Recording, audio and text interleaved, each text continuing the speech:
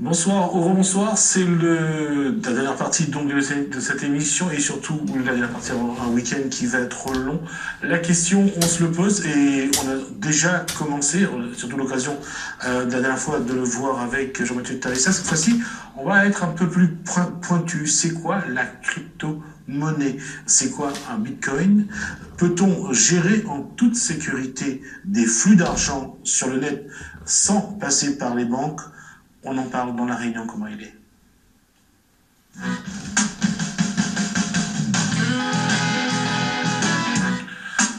Jean-Mathieu Taristas, bonsoir. On avait déjà parlé de ça la dernière fois, on en parle un petit peu plus. On parlait plus du Bitcoin aujourd'hui. Alors, la crypto-monnaie, quelle définition faire de cette crypto-monnaie? Lorsqu'on parle de crypto-monnaie, on parle de monnaie numérique et je vais tout d'abord parler du Bitcoin parce que c'est la Alors, référence. on va d'abord essayer de procéder de manière que les gens comprennent. Mhm. Si Jean-Mathieu Tarissas maîtrise la crypto-monnaie et le Bitcoin, j'aimerais d'abord qu'on essaye d'expliquer aux gens qu'est-ce que c'est. Oui. Mhm.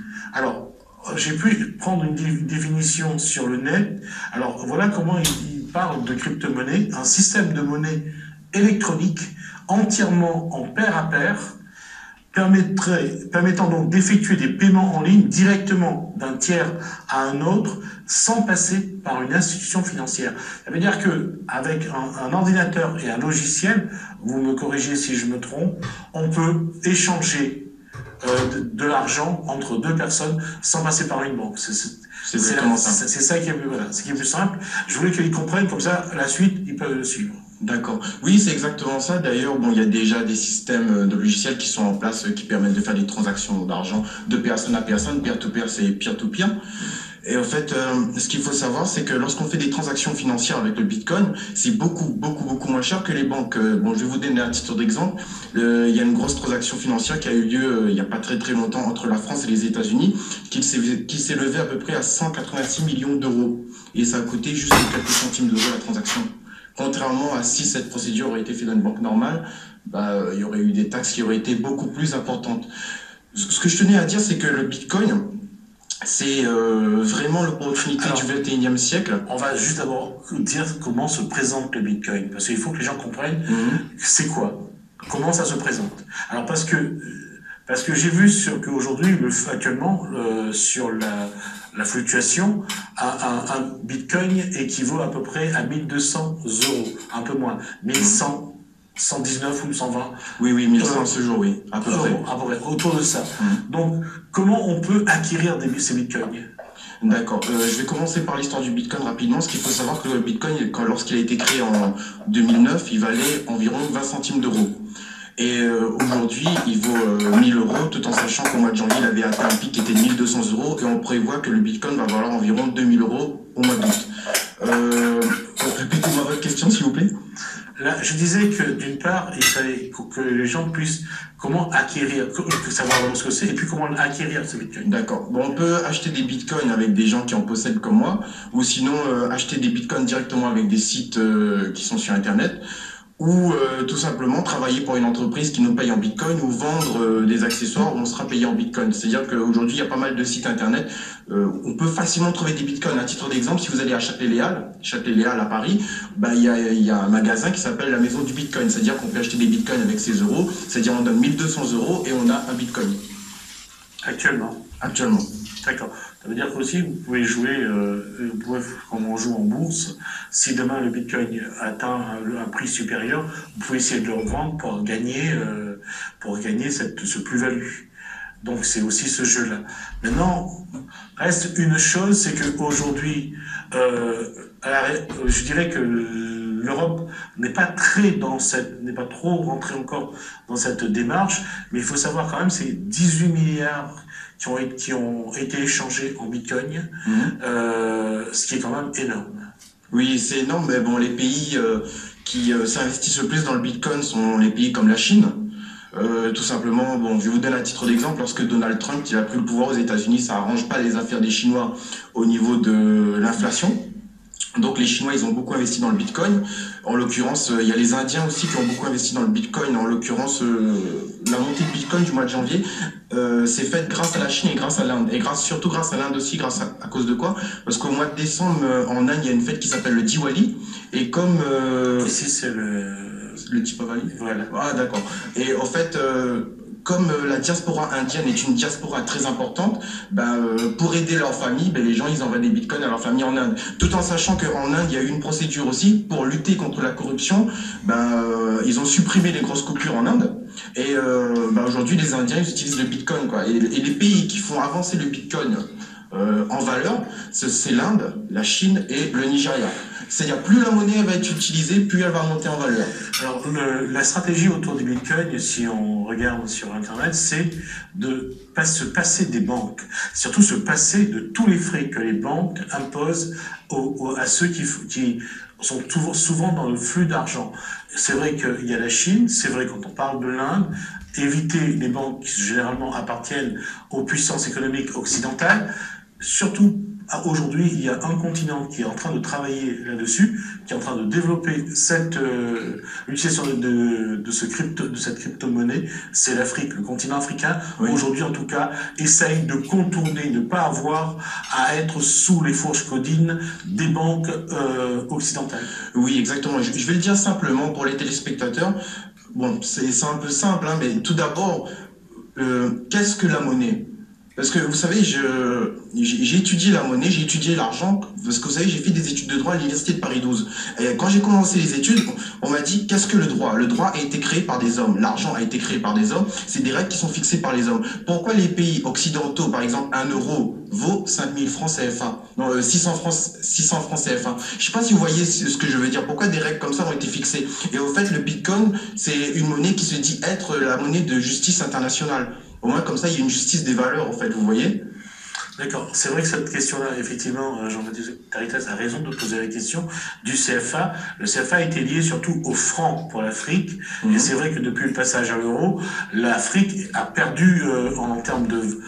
Il y a eu une inflation en termes de monnaie entre l'Afrique et la France, donc l'Europe. Et c'est vrai que l'Afrique, à ce moment-là, se retrouve encore sous une pression économique plus forte. Et moi, la question que je me pose encore une fois, regardez juste à côté de nous, par exemple, Madagascar. Pourquoi 1 euro vaut à peu près 3500 arias? Pourquoi?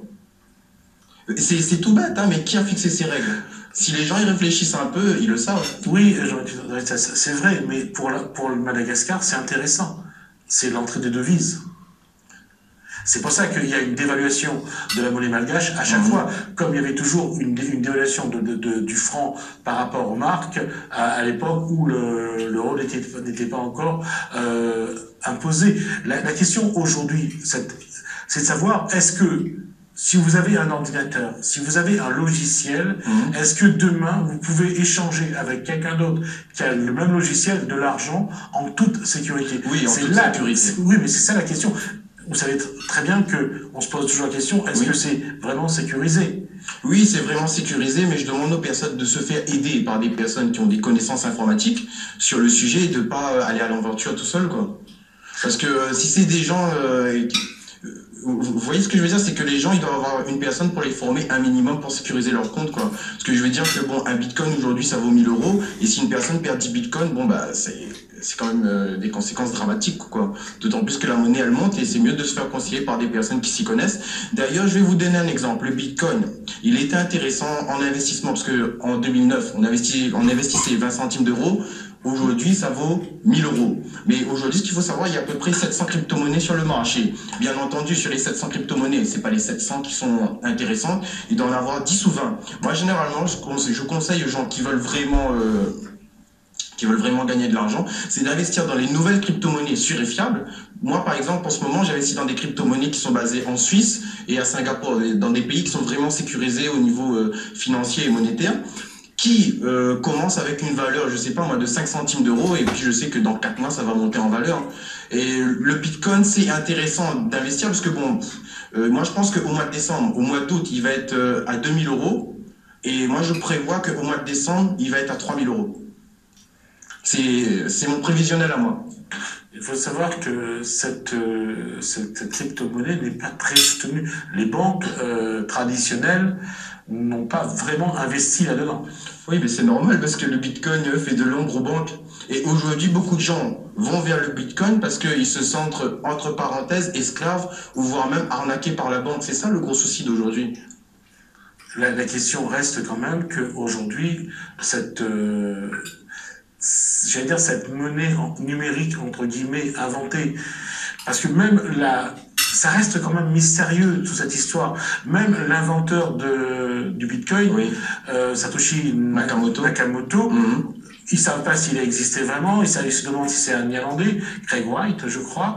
Et est-ce que derrière tout ça, il n'y a pas je dirais, une organisation qui... Monsieur Ramoudou, vous savez, je vais vous répondre sincèrement. Moi, aujourd'hui, à l'heure actuelle, j'ai plus confiance au Bitcoin qu'à l'euro. Tout simplement parce que le Bitcoin a un algorithme. L'algorithme du Bitcoin, Oui, c'est c'est vrai. 21 milliards de Bitcoins mis en circulation dans le monde. Je sais que que cette monnaie-là, elle a une valeur pécuniaire. C'est-à-dire que c'est un peu comme l'or. L'or monte toujours en valeur et le Bitcoin, il va toujours monter en valeur parce que ça se limite à 21 milliards de Bitcoins distribués dans le monde. Or que si on regarde l'euro ou voire même le dollar, ben, il n'y a pas d'algorithme. Il n'y a pas de règle, il n'y a pas de règle d'algorithme. C'est-à-dire l'algorithme de l'euro ou du dollar, c'est du crédit sur la population. Et au fait, je vais même aller plus loin. Pour moi, l'euro et le dollar est plus virtuel que le Bitcoin. Oui, parce qu'une partie de cet argent-là est non pas virtuelle, mais toujours sur des... On va revenir à 2008, à la crise de subprime aux États-Unis. Il y a eu cette crise parce qu'ils ont toujours investi sur de l'argent virtuel. Exactement. Et ce qu'il faut savoir, c'est qu'aujourd'hui, l'argent, c'est-à-dire que ce soit l'euro ou le dollar, 95% de cet argent se trouve n'est pas c'est-à-dire n'est pas palpable, c'est 95% qui est sur des ordinateurs, c'est des dettes qu'on voit pas, il y a que 5% qui est de la monnaie palpable numérique. Or que lorsqu'on parle de Bitcoin, on dit qu'il y a 21 milliards de Bitcoin mis en circulation, c'est de la monnaie, les pièces elles sont créées, les pièces numériques elles sont là, on peut pas aller plus loin que l'algorithme. Et Satoshi Nakamoto, ça peut être une personne ou un collectif aussi. Oui, parce que quand on regarde les photos qui sont sur le web, le monsieur Satoshi Nakamoto qui existe, lui, il dit que c'est pas lui. Oui. Donc, c'est à prendre avec des pincettes. Une chose aussi, et je le dis, je le rappelle, si vous ne maîtrisez pas ce système, c'est pas la peine de vous y aventurer. Prenez le temps de l'apprendre, de le comprendre, de voir comment ça fonctionne, parce que c'est pas la peine d'aller envoyer de l'argent comme ça à quelqu'un si vous n'êtes pas sûr de vous n'êtes pas sûr du système, et parce que après, si cet argent est perdu, il n'y a aucune chance de le retrouver. Oui, ça c'est sûr. Parce que vous avez raison de dire ça, parce que si les personnes elles s'y connaissent pas un minimum, bon, je demande pas à la personne d'être un ingénieur informatique, mais il faut que la personne elle ait un minimum de niveau, quoi. Donc, est-ce qu'aujourd'hui, il y a des formations qui sont mises en place? Est-ce qu'aujourd'hui, Jean-Étude Taristas a mis en place une formation pour justement aider les personnes qui ont envie de vivre cette aventure? Bon, il y a des gens qui me contactent directement par les divers réseaux sociaux. Bon, je prends du temps, je leur explique, et puis bon, j'ai une équipe qui travaille avec moi, et je leur mets en contact avec les gens de mon équipe, et puis ça va. Il y a une chose quand même qui est vraie, on l'a vu, c'est un reportage qui a été diffusé, qui a été fait par, je crois, le journal Le Monde, le quotidien Le Monde. La question, c'est est-ce qu'aujourd'hui l'Afrique, la dernière fois que vous êtes venu, vous avez parlé de Côte d'Ivoire, de Nigeria, est-ce qu'aujourd'hui l'Afrique est en train vraiment d'essayer de se libérer de la pression occidentale en développant ce système? Si, ils sont vraiment en train de se battre, et d'ailleurs là, les Africains, ils sont à fond sur une nouvelle crypto-monnaie. D'ailleurs, il y a les Américains aussi qui sont à fond, il y a les Chinois aussi. Écoutez bien ce que je vais vous dire. Il y a une nouvelle crypto-monnaie qui vient d'être créée qui s'appelle The Billion Coin. C'est-à-dire, c'est le Bitcoin des millionnaires. Et aujourd'hui, un TBC vaut 8 000 euros. Et bon, moi, je n'étais pas du tout au courant de cette monnaie-là il y a même pas 4 semaines. Et j'ai un ami français, là, avec qui bon, je fais des petites affaires de temps en temps. Il m'a donné 0,4 TBC, comme ça, bon, parce qu'il m'aime bien. Ben, en fait, j'ai eu 3 500 euros.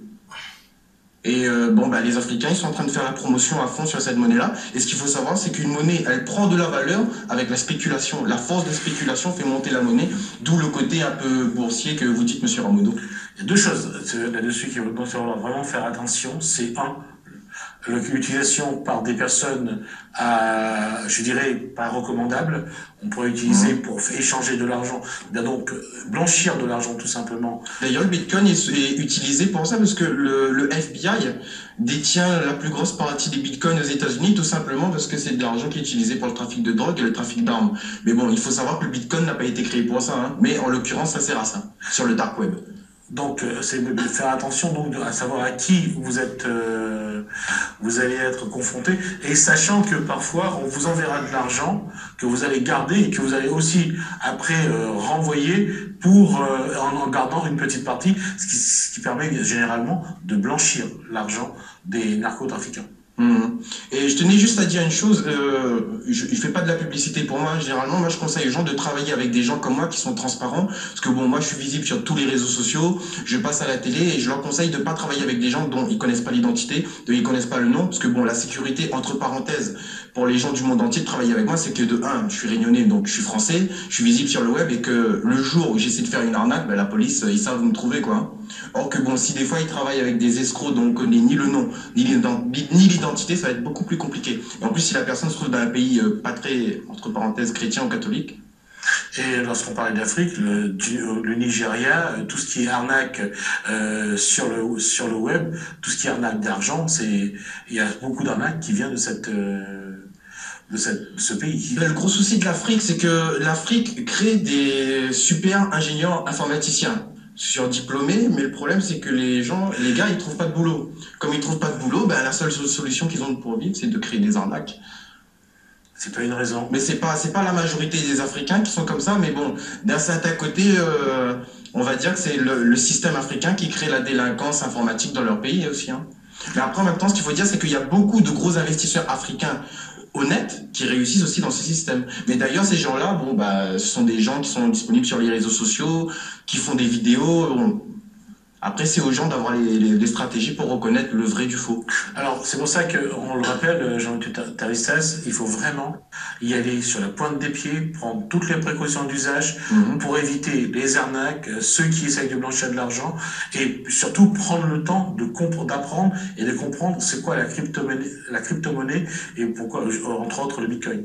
Exactement. Ben moi, je vais vous dire, bon, entre parenthèses, on peut dire que j'ai un peu d'expérience dans la crypto-monnaie, mais je suis toujours dans des réunions de groupe au minimum 3 fois par semaine pour m'informer, pour m'actualiser, et puis ça me permet d'être au courant des dernières crypto-monnaies. Et d'ailleurs, je vais même vous dire, il y a une crypto-monnaie là qui a été créée.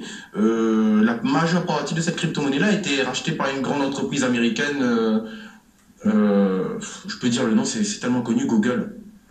En fait, cette crypto-monnaie-là, sera utilisée surtout par les banques, parce que les banques s'intéressent aussi maintenant aux crypto-monnaies, mais les banques ne se sont pas investies sur le Bitcoin, ils se sont investis sur le Ripple. C'est rien. En fait, le Ripple, c'est une crypto-monnaie qui sert à gérer les transactions bancaires des banques entre les banques, et c'est les banques des États-Unis, de France, et il y a même des gens comme nous qui peuvent investir dans le Ripple. Donc des banques essayent d'éviter aussi les taxes sur leur... Non, ils essaient d'avoir le maximum du marché pour pouvoir gouverner cette crypto-monnaie. Ils essaient de donner plus de puissance à cette crypto-monnaie pour reprendre une certaine gouvernance, parce que ça les dérange de pas avoir la main mise sur le Bitcoin. Ils peuvent plus l'avoir la main mise. Donc ils essaient de créer une nouvelle crypto-monnaie sur laquelle ils vont avoir la main mise. D'accord. Taristas, je pense qu'on a fait le tour de cette information-là. Alors, j'espère qu'on aura l'occasion de vous accueillir pour voir un petit peu sur le Bitcoin et sur la crypto-monnaie a pris ou pas à La Réunion, voir si les gens sont intéressés. Et j'espère que personne ne se fera voir, parce que ça reste quand même un milieu assez mystérieux, assez inconnu. Prenez vos précautions, je vous le rappelle. Soyez prudents, et on ne sait jamais à qui on a affaire sur un ordinateur, surtout si l'autre est de l'autre côté de la Terre. Merci Jean-Mathieu Tarissas en tout cas pour toutes ces informations. C'est intéressant. En tout cas, grâce à vous, on a pu comprendre et apprendre un petit peu c'est quoi la crypto-monnaie, c'est quoi le Bitcoin et on verra un petit peu comment ça évolue. Et je pense qu'on aura l'occasion de vous revoir sur ce plateau pour d'autres sujets. Merci encore. Merci, je vous remercie. Nous, on va juste regarder un petit peu ce qui va se passer ce week-end. Tout le monde, sur samedi, dimanche, samedi matin et dimanche matin, on est sûr qu'il y aura beaucoup d'enfants à la recherche des œufs, en tout cas, trouver les œufs de Pâques. On va aussi voir qu'est-ce qu'il y a dans les communes comme autre activité.